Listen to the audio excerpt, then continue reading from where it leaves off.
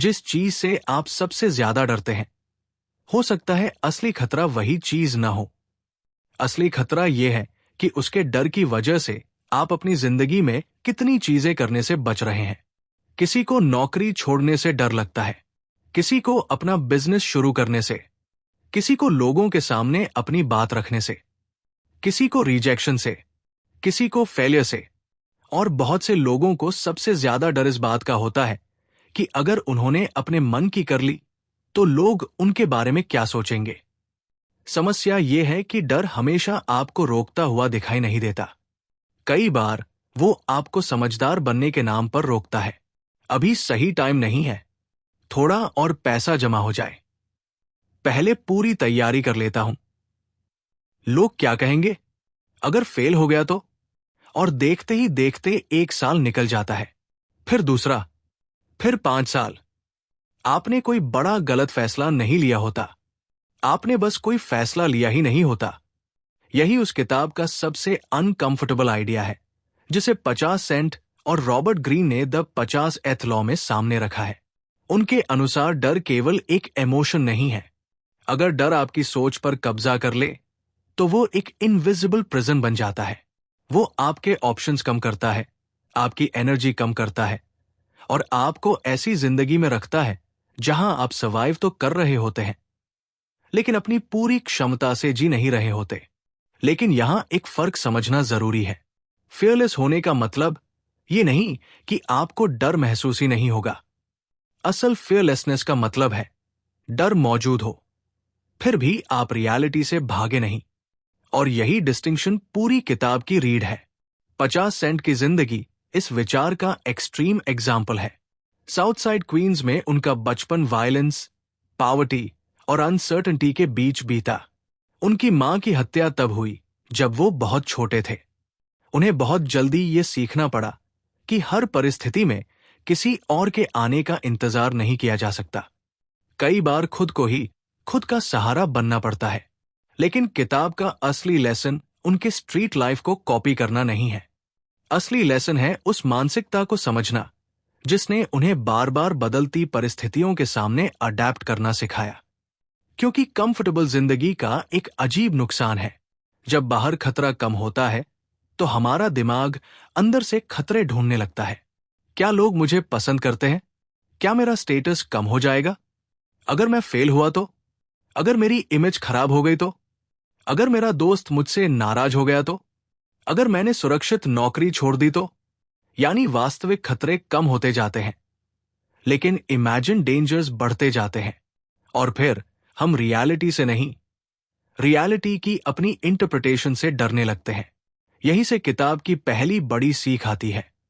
Reality को वैसा देखो जैसी वो है, वैसी नहीं जैसी तुम चाहते हो कि वो हो। 50 सेंट के स्ट्रीट मेंटोर ट्रूथ ने उसे एक कठोर बात सिखाई थी। मुश्किल परिस्थितियों की शिकायत करने के बजाय उन्हें ध्यान से देखो, क्योंकि कठिन एनवायरनमेंट आपकी आंखें तेज कर सकता है। अगर सब कुछ आसान हो जाए तो इंसान कॉम्प्लेसेंट हो सकता है। यही प्रिंसिपल जिंदगी के हर क्षेत्र में लागू होता है। मान लीजिए आपका करियर आगे नहीं बढ़ रहा। एक फेयरफुल माइंड कहेगा, मेरी किस्मत खराब है। एक रियलिस्ट पूछेगा, मेरी इंडस्ट्री किस दिशा में जा रही है? कौन सी स्किल्स की डिमांड बढ़ रही है? मेरे काम में मेरी असली कमजोरी क्या है? मैं किस चीज को इग्नोर कर रहा हूं? दोनों लोग एक ही समस्या देख रहे हैं, लेकिन एक अपनी फीलिंग्स देख रहा है और दूसरा रियलिटी। और पावर अक्सर दूसरे व्यक्ति के पास जाती है। किताब अब्राहम लिंकन का उदाहरण देती है। उनके सामने ऐसे लोग थे जो अपने पर्सनल इंटरेस्ट्स, आइडियोलॉजी और इमोशंस के आधार पर सलाह देते थे। लिंकन ने लोगों को उनकी बातों से नहीं, उनके एक्चुअल रिजल्ट्स और कैपेबिलिटीज से जज करने की कोशिश की। इसी तरह उनका अप्रोच ये था कि परिस्थिति को पहले समझो, फिर प्रतिक्रिया दो। ये सुनने में सिंपल लगता है, लेकिन इसे करना बेहद कठिन है, क्योंकि रियलिटी अक्सर हमारे ईगो को चोट पहुंचाती है। अगर आप सच में खुद को देखेंगे तो आपको अपनी गलतियां दिखेंगी। अगर आप अपने रिलेशनशिप को सच में देखेंगे तो शायद आपको समझ आएगा कि समस्या सिर्फ सामने वाले की नहीं है, अगर आप अपने करियर को सच में देखेंगे तो शायद पता चले कि मार्केट आपको अनफेयरली रोक नहीं रहा, आपकी स्किल्स आउटडेटेड हो चुकी है। और अगर आप अपने बिजनेस को सच में देखेंगे तो हो सकता है समस्या फंडिंग की नहीं, आपके बिजनेस मॉडल की हो। रियलिज्म का मतलब पेसिमिज्म नहीं है, रियलिज्म का मतलब है इल्यूजन हटाना। किताब इसीलिए क्यूरियोसिटी को एक वेपन की तरह देखती है। जिस दिन आपको लगे कि मुझे सब पता है, उसी दिन आपकी ग्रोथ धीमी होने लगती है। सोक्रेट्स के बारे में किताब में एक कहानी आती है। जब उसे पता चला कि उसे दुनिया का सबसे वाइज व्यक्ति कहा गया है, तो उसने इसे मानने के बजाय ऐसे लोगों से बातचीत शुरू की जिन्हें वह अपने से ज्यादा बुद्धिमान समझता था।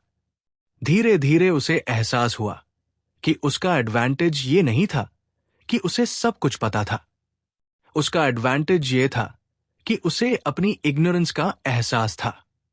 यही एटीट्यूड आपको भी चाहिए। हर सिचुएशन में खुद से पूछिए, मैं यहां क्या नहीं देख रहा? यह सवाल आपकी पूरी थिंकिंग बदल सकता है, क्योंकि क्यूरियोसिटी आपको डिफेंसिव होने से बचाती है। और जब आप डिफेंसिव नहीं होते, तब आप सीख सकते हैं। लेकिन रियलिटी को देख लेने के बाद अगली समस्या आती है। अगर दुनिया आपके हिसाब से नहीं चलती, तो फिर आप करेंगे क्या? यहीं से किताब सेल्फ रिलायंस की तरफ जाती है। जब आप लगातार दूसरों पर डिपेंड करते हैं, उनकी अप्रूवल पर, उनकी मदद पर, उनके वैलिडेशन पर, तो आपके डिसीजंस उनकी रिएक्शन से नियंत्रित होने लगते हैं। आप अपनी जिंदगी का स्टीयरिंग व्हील किसी और के हाथ में दे देते हैं। सेल्फ रिलायंस का मतलब ये नहीं कि आपको किसी की जरूरत नहीं। इसका मतलब है कि आपकी स्टेबिलिटी दूसरों के व्यवहार पर पूरी तरह निर्भर न हो। अगर कोई आपकी मदद करे, अच्छा। अगर कोई मना कर दे, तब भी आप आगे बढ़ सकें। अगर कोई आपकी तारीफ करे, अच्छा। अगर कोई क्रिटिसाइज करे, तब भी आपका डायरेक्शन साफ रहे। 50 सेंट की यात्रा में यह पैटर्न बार बार दिखाई देता है। उन्होंने अलग अलग स्टेजेस पर मेंटोर से सीखा, लोगों के साथ काम किया, लेकिन अपनी पहचान और डायरेक्शन किसी दूसरे के हवाले नहीं की। किताब का आर्ग्यूमेंट है कि दूसरों से स्ट्रेंथ लेना और दूसरों पर निर्भर होना दोनों अलग चीजें हैं। और यहां एक और अनकंफर्टेबल ट्रूथ है। बहुत से लोग फ्रीडम चाहते हैं, लेकिन फ्रीडम की रिस्पॉन्सिबिलिटी नहीं चाहते। अपना काम करना है, लेकिन अनसर्टेनिटी नहीं चाहिए। अपना बिजनेस चाहिए, लेकिन इनकम की गारंटी भी चाहिए। अपनी आवाज चाहिए, लेकिन रिजेक्शन नहीं चाहिए। यह संभव नहीं है। सेल्फ रिलायंस की कीमत है अनसर्टेनिटी को टॉलरेट करना। और यहीं से अगली ट्रांसफॉर्मेशन शुरू होती है, क्योंकि अनसर्टेनिटी से भागना बंद करोगे तो एडवर्सिटी को देखने का तरीका बदलने लगेगा। द 50th लॉ की सबसे मेमोरेबल आइडियाज में से एक है नेगेटिव सिचुएशन को अपॉर्चुनिटी में बदलना। किताब इसे मेंटल एल्केमी की तरह देखती है। मतलब परिस्थिति को तुरंत बदलना जरूरी नहीं, पहले उसके मीनिंग को बदलो, फिर उसके अंदर छिपी पॉसिबिलिटी खोजो। 50 सेंट की जिंदगी इसका सबसे बड़ा उदाहरण है। उनके डेब्यू एल्बम की रिलीज के ठीक पहले उन्हें गोली मारी गई। उनका रिकॉर्ड डील चला गया। इंडस्ट्री ने उनसे दूरी बना ली। करियर खत्म होता हुआ दिखाई दे रहा था। अब सामान्य प्रतिक्रिया क्या होती? सब खत्म हो गया। लेकिन उन्होंने इसे अलग तरीके से देखा। अगर ट्रेडिशनल रिकॉर्ड सिस्टम उनके लिए बंद है, तो क्या इसका मतलब म्यूजिक भी खत्म है? नहीं, उन्होंने अपना रास्ता बनाया। उन्होंने मिक्सटेप्स के जरिए अपना म्यूजिक सीधे लोगों तक पहुंचाया। जिस चीज को सिस्टम ने वीकनेस माना था, उसी रिस्ट्रिक्शन ने उन्हें एक अलग राउट खोजने पर मजबूर किया। बाद में यही मोमेंटम उनके करियर के लिए निर्णायक बना। यहां लेसन बहुत सटल है। हर सेटबैक ऑटोमैटिकली अपॉर्चुनिटी नहीं बन जाता। अपॉर्चुनिटी तब दिखाई देती है जब आपका माइंड सेटबैक में फंसा रहने के बजाय पॉसिबिलिटीज खोजने लगता है। यानी सवाल बदल जाता है, मेरे साथ ऐसा क्यों हुआ से अब मैं इसके साथ क्या कर सकता हूं? पहला सवाल आपको विक्टिम बनाता है, दूसरा आपको एक्टर बनाता है। और यही फर्क धीरे धीरे आपकी जिंदगी बदलता है। लेकिन फिर एक और प्रॉब्लम आती है। अगर आप बदलती दुनिया में लगातार वही स्ट्रैटेजी इस्तेमाल करते रहे जो पहले काम करती थी, तो आपकी पुरानी सक्सेस ही आपकी नई फेलियर बन सकती है। इसीलिए किताब कैलकुलेटेड मोमेंटम की बात करती है। दुनिया स्टैटिक नहीं है। मार्केट बदलता है, टेक्नोलॉजी बदलती है, लोग बदलते हैं, आपकी इंडस्ट्री बदलती है, आप खुद बदलते हैं। तो फिर एक ही आइडेंटिटी, एक ही प्लान और एक ही तरीका हमेशा कैसे काम करेगा? 50 सेंट के शुरुआती स्ट्रीट एक्सपीरियंस में केओस लगातार था। एक समय जिस एनवायरनमेंट में वो काम कर रहे थे, वहां पुराने तरीकों की जगह नई व्यवस्था आ रही थी। उन्होंने इस केओस को सिर्फ थ्रेट की तरह नहीं देखा, उन्होंने मूवमेंट और अडेप्टेबिलिटी को सर्वाइवल का हिस्सा समझा। यही प्रिंसिपल आज आपके लिए शायद और ज्यादा जरूरी है। कभी कभी आपका सबसे बड़ा प्रॉब्लम ये नहीं होता कि आपके सामने ऑब्स्टिकल है। प्रॉब्लम ये होती है कि आप ऑब्स्टिकल को देखकर वही खड़े हो जाते हैं। जब रास्ता बंद हो तो हमेशा दीवार तोड़ना जरूरी नहीं। कभी रास्ता बदलना पड़ता है, कभी स्पीड बदलनी पड़ती है, कभी आइडेंटिटी बदलनी पड़ती है, और कभी उस चीज को छोड़ना पड़ता है जिसे आपने बहुत मेहनत से बनाया था। फियरलेस व्यक्ति रिजिड नहीं होता, वो फ्लूइड होता है। लेकिन यहां फियरलेस शब्द का एक दूसरा पहलू भी है। किताब एग्रेशन की बात करती है, लेकिन इसका अर्थ बिना सोचे हिंसक होना नहीं है। यहां एग्रेशन का अर्थ है इनिशिएटिव। अपनी जिंदगी पर हमला नहीं, अपनी इनर्शिया पर हमला। बहुत से लोग चाहते हैं कि चीजें बदलें, लेकिन पहला कदम उठाने से डरते हैं। वे सोचते रहते हैं, एनालाइज करते रहते हैं, परफेक्ट प्लान बनाते रहते हैं, और फिर कोई दूसरा व्यक्ति जो उनसे कम टैलेंटेड है लेकिन ज्यादा डिसाइसिव है, आगे निकल जाता है। क्यों? क्योंकि दुनिया केवल पोटेंशियल को रिवॉर्ड नहीं करती, एक्शन को करती है। किताब की पूरी फिलॉसफी में एक रिकरिंग आइडिया यही है कि बोल्ड एक्शन परिस्थितियों को भी बदल सकता है। जब आप कॉन्फिडेंस के साथ कदम उठाते हैं, तो दूसरे लोग आपकी सर्टेनिटी को देखकर अपनी प्रतिक्रिया बदल सकते हैं। लेकिन इसका मतलब रेकलेस होना नहीं है। फियरलेस व्यक्ति रिस्क को इग्नोर नहीं करता, वो रिस्क को देखकर फ्रीज नहीं होता। यही डिफरेंस मैच्योरिटी और स्टुपिडिटी के बीच है। इसके बाद किताब अथॉरिटी की तरफ जाती है, और यहां भी एक इंटरेस्टिंग रिवर्सल है। अथॉरिटी केवल पद से नहीं आती। लोग आपको टाइटल की वजह से फॉलो कर सकते हैं, लेकिन वास्तविक अथॉरिटी तब बनती है जब आपके अंदर डायरेक्शन, कॉन्फिडेंस और रिस्पॉन्सिबिलिटी दिखाई देती है। जो व्यक्ति हर निर्णय के लिए अप्रूवल ढूंढता है, उसकी अथॉरिटी कमजोर पड़ती है। जो व्यक्ति कठिन समय में भी सामने खड़ा रहता है, उसका इन्फ्लुएंस बढ़ता है, क्योंकि संकट में लोग उस व्यक्ति को देखते हैं जो खुद घबराकर पीछे नहीं हट रहा। और यही हमें कनेक्शन तक ले जाता है। दुनिया को कंट्रोल करने की कोशिश मत करो, उसे समझो। अपने एनवायरनमेंट से कटकर कोई व्यक्ति पावरफुल नहीं बन सकता। आपको लोगों को ऑब्जर्व करना होगा, उनकी लैंग्वेज, बिहेवियर, इंसेंटिव्स, हैबिट्स और पैटर्न्स को समझना होगा। लोग क्या कहते हैं, उससे ज्यादा महत्वपूर्ण है वे लगातार क्या करते हैं। किसी व्यक्ति के प्रोमिसेस से ज्यादा उसके रिपीटेड एक्शंस उसके कैरेक्टर के बारे में बताते हैं। इसीलिए किताब बार बार ऑब्जर्वेशन पर जोर देती है। आप जितना रियलिटी से कनेक्टेड होंगे, उतनी जल्दी आपको बदलाव दिखाई देगा, और यही कनेक्शन मास्टरी की तरफ ले जाता है। यहां किताब एक ऐसी बात कहती है जिसे आज की इंस्टेंट रिजल्ट्स कल्चर सुनना पसंद नहीं करेगी। पावर जल्दी नहीं बनती, मास्टरी शॉर्टकट से नहीं आती। किसी स्किल में वास्तविक ताकत तब बनती है जब आप प्रोसेस का सम्मान करना सीखते हैं। आज बहुत लोग रिजल्ट चाहते हैं, लेकिन रिजल्ट की उस लंबी बोरिंग प्रोसेस को नहीं चाहते जो रिजल्ट पैदा करती है। वे सक्सेसफुल व्यक्ति की फाइनल पोजीशन देखते हैं, उसके हजारों इनविजिबल रेपिटेशंस नहीं। लेकिन मास्टरी का कोई शॉर्टकट नहीं। आपको वही काम बार बार करना पड़ता है, गलतियां करनी पड़ती है, फीडबैक लेना पड़ता है, अपनी कमजोरी देखनी पड़ती है, फिर वापस काम करना पड़ता है, और धीरे धीरे आपका कॉन्फिडेंस भी बदलता है। क्योंकि वास्तविक सेल्फ बिलीफ पॉजिटिव थिंकिंग से नहीं बनता, वो एविडेंस से बनता है। आपने खुद को किसी कठिन सिचुएशन से निकालते हुए देखा, आपने कोई स्किल सीखी, आपने फेलियर के बाद फिर कोशिश की, आपने वो काम किया जिससे आप डरते थे।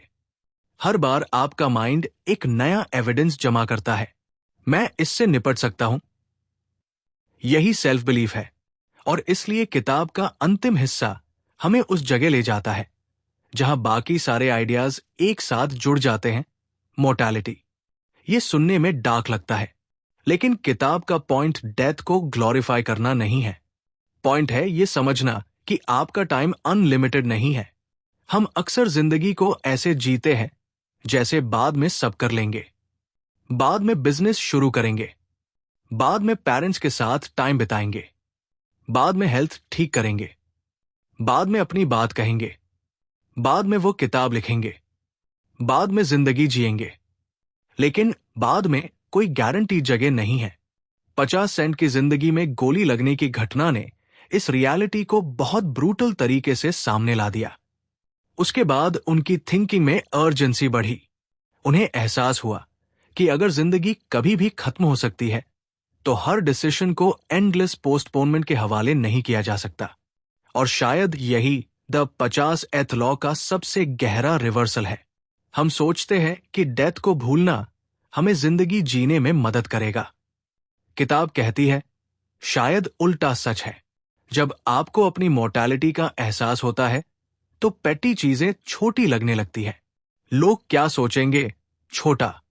एक टेम्पररी एम्बैरेसमेंट, छोटा। एक रिजेक्शन, छोटा। एक फेलियर, छोटा। और जो वास्तव में महत्वपूर्ण है वो ज्यादा साफ दिखाई देने लगता है। आपको पता चलता है कि फियर ने कितनी एनर्जी उन चीजों को दी जिनका कुछ साल बाद कोई महत्व ही नहीं होगा। यही वजह है कि किताब डेथ को लाइफ के अपोजिट के रूप में नहीं, लाइफ की सीमा के रूप में देखने की कोशिश करती है। अगर जीवन सीमित है तो उसकी वैल्यू बढ़ती है। अब पूरी किताब को एक साथ रखिए।